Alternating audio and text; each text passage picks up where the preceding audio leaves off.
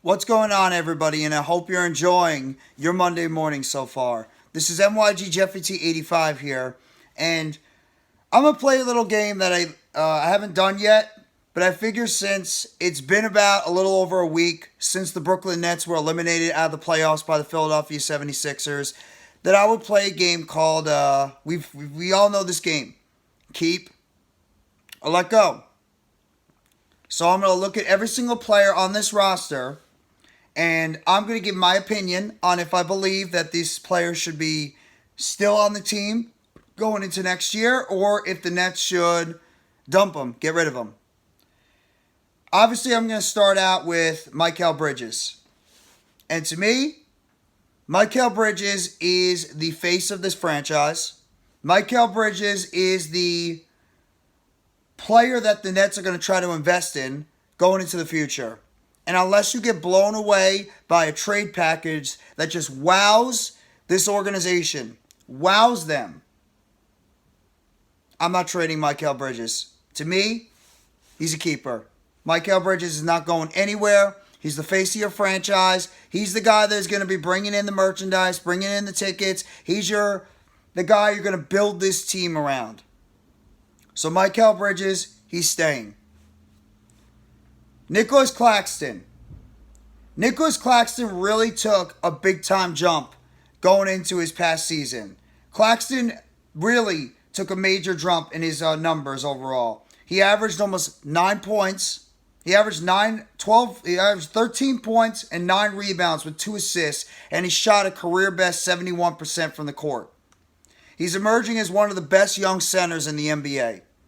I know he's still a little bit limited in terms of his offensive game. He still needs to go out there and develop that, as well as he needs to a little bit more consistent when it comes to his foul shooting and being able to stay out of foul trouble. But to me, Nicholas Claxton is one of those types of players where he's a guy that fires the organization up. He's one of those guys that I believe is still only getting better, and he's only 24 years old. He's still going into the prime years of his career. And unless you're going to get blown away, unless you can find a player, offensive-wise, at the center position that has more size and has more athletic ability offensively, Claxton, to me, is going to stay with the team. I don't see any reason why the Nets should trade Nicholas Claxton unless you're going to get a player like a Karl Anthony Towns who offers a little bit more offensively. Seth Curry. For me, as much as I like Seth Curry, he's a very good three-point shooter. Obviously the younger brother of Steph Curry. He's a free agent this offseason. I like Seth Curry a lot. I do believe he can really be a serviceable depth player on this roster. But for me, 32 years old, disappeared way too much during the NBA regular season and the playoffs. To me, I'm letting him go. Let him go. You can find yourself another three-point shooter on the open market, through free agency, via trade, or obviously through the NBA draft. So for me, Seth Curry, I appreciate everything you've done for this team for the past year and a half, but I'm letting you go. Spencer Dinwiddie. And for me, this is one of the toughest decisions out of all of them, because I can understand why it would be good to keep him and why I can understand it would be good to let him go. Because Spencer Dinwiddie is now going to be 30 years old. He was bad the first couple of games with the Brooklyn Nets, but he was good the other two. This is the one situation where I believe I'm very torn on this one because I like Dinwiddie. Dinwiddie was one of my favorite players on my personal behalf, but culture-wise, I think it's good to keep Dinwiddie. But I would not be shocked if Dinwiddie is shocked this offseason to find themselves a star or a guy that can be capable of running the offense, because Dinwiddie is the type of player that he turned the ball over way too much. He disappeared at times during these games. He's not a consistent enough offensive player.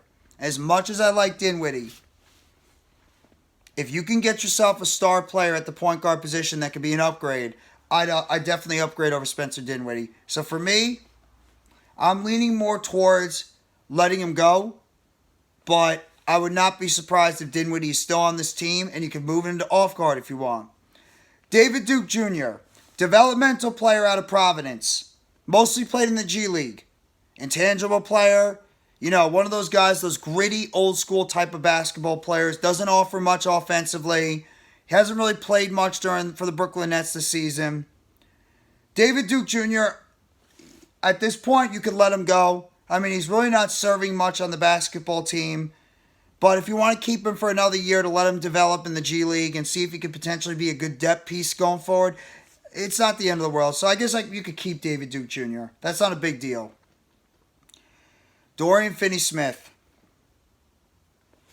I can understand some people that want to keep Dorian Finney-Smith, but for me, him and one of the other guys I'm going to get to on this list, he could be easily one of the easiest guys to put on the trade block.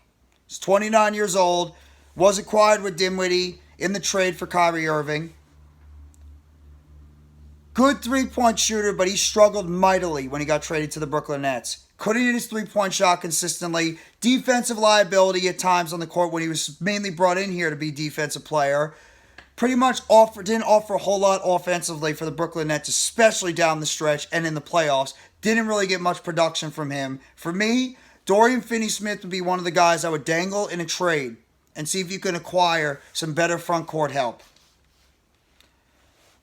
So for me, he's the guy I would let go, because I think you can find yourself a better power forward. Raquan Gray, the guy that the Giants signed to a two-way, or the Nets signed to a two-way deal a couple of weeks ago. Raquan Gray is a guy that actually showed out pretty well in his final game of the season against the Philadelphia 76ers, where he almost had a double-double. Decent size, 6'7", athletic big guy out of Florida State, 23 years old, two-way player. You could keep him on the roster. I'm going to keep Raquan Gray on the roster. He's got decent size, and maybe you could develop him as a future bench piece on this team going forward. Joe Harris. I like Joe Harris. I've always been a fan of Joe Harris. To me, he's been the guy that has been here throughout the thick and thin with this Brooklyn Nets roster since 2016. Joe Harris has been a two-time three-point. He's won that three-point shooting 2 years in a row for best three-point shooter in the NBA, percentage-wise. He's been a focal point of this Brooklyn Nets team for many years. But the case in one is Joe Harris didn't do anything this past season. He disappeared in big games, and once again, for the second time when the Nets needed him in the playoffs, Joe Harris came up small. Joey No Buckets. I called him Joe Buckets this past season and postseason. He was Joey No Buckets. So in my opinion, he's got 1 year left on his deal. I would dangle him out there as a potential trade chip, and I would let him go. I like Joe Harris a lot, but it's time to cut the fat, and Joe Harris is just not helping this basketball team anymore. It's time to let him go. Cam Johnson. Cam Johnson is scheduled to be a restricted free agent. He also came in the trade with Mikal Bridges to acquire in the trade that sent Kevin Durant to Phoenix. Cam Johnson is another player I believe that needs to be part of the future of this Brooklyn Nets organization. He's a restricted free agent. He could command as much as $85 to $90 million in the offseason. This is one of the guys I would definitely look to bring back. Definitely. Bring him back and let him and Mikal Bridges and Nicholas Claxton be the core of your basketball team going into next year and beyond. He's only 27 years old. He's started to emerge. Good three-point shooter. Solid outside defender. This is a guy who I believe should be part of the core going forward. I would definitely keep him. Patty Mills.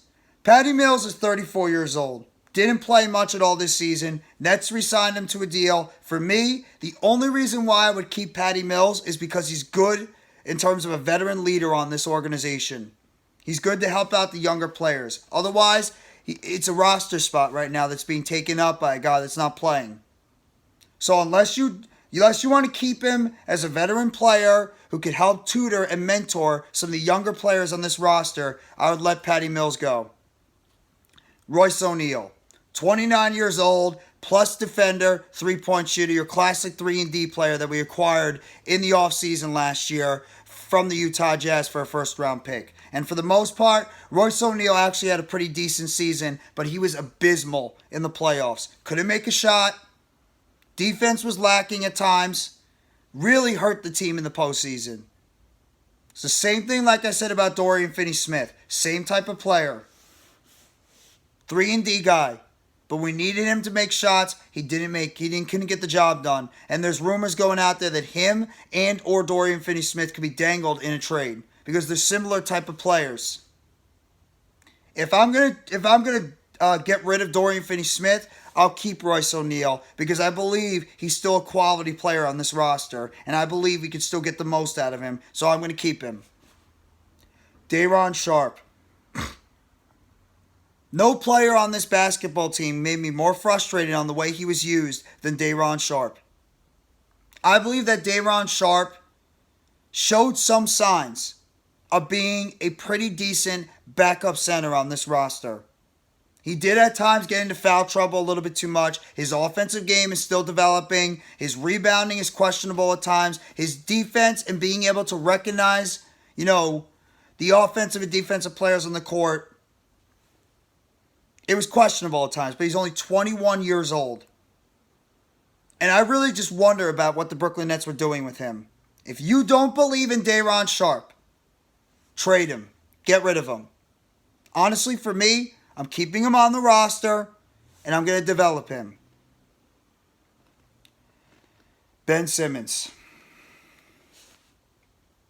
This is an easy one for me. Get him off the roster. A man that is going to be making the most money on this basketball team, 35 plus million, who's only played 42 basketball games and has been out due to injury. Ben Simmons has been a liability since he was traded to this team. He's going to be 27 years old. I don't want to wish ill will on any player, but Ben Simmons has done jack for this Brooklyn Nets team. Out of everybody on this list, he is the easiest one to make a decision on. Get him off the team. I don't care what you have to do. Package him with a draft pick. Get him out of here. Ben Simmons is no use to this basketball team right now. Trade him. Drew Smith. 25 years old. Signed him to a two-way G League deal from the Miami Heat. Came in, showed some nice things here or there, but unless you're going to keep him on the G League roster, no point in keeping him. I guess you could keep him on the G League roster and see if maybe he can give you something, but it's really not that big of a deal. I'd let him go. Edmund Sumner. I believe he signed for another year on this deal. 27 years old, point guard, backup out of Xavier. He gave the Nets some good energy on this team. I'm very confused also why they didn't use Edmund Sumner when some of these other guys like Royce O'Neal and Joe Harris and Dorian Finney-Smith and Patty Mills and Seth Curry and these guys were struggling from the court. Why they did not try to dust off Edmund Sumner and put him out there and see if he can give this team a spark. Offensively, he's done that.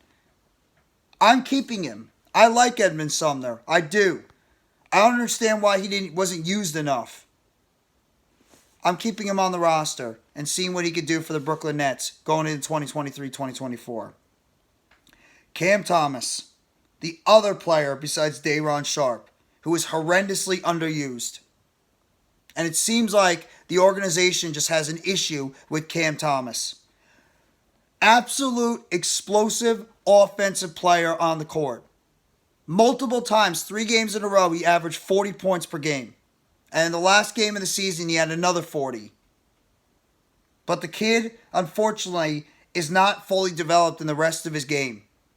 Doesn't know how to get the ball to his teammates well. Not as good defensively. Rebounding is questionable.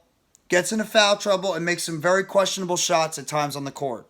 And that's the reason why I can understand why he's not playing. But he's 21 years old, and he has the explosive ability to put up 40 points per game. This guy, if you're not going to play him, and I mean it even more than Day'Ron Sharpe, if you're not going to play this kid and he's not in your plans, trade him. Get him off the roster and get something for him. because you're wasting his potential if you're just going to have him sit on the bench. Trade him then. And I have a bad feeling that if the Nets are going to go look for a superstar in the offseason, he's going to be the guy that's going to be the central figure in a trade. I personally want to keep him, but I would not be shocked if the Nets let him go and they trade him for trying to get a superstar, because I just don't think they believe in this kid, which is a shame because he's so damn good offensively. He just needs to continue to develop the rest of his game. And then finally, Yuta Watanabe, 28 years old, 6'8", forward, out of George Washington. Gave them some spark at the beginning of the season. He was actually leading the league at one point in terms of three-point percentage until he got injured. Then he tailed off towards the back end of the regular season and didn't really didn't play much or give much production in the postseason.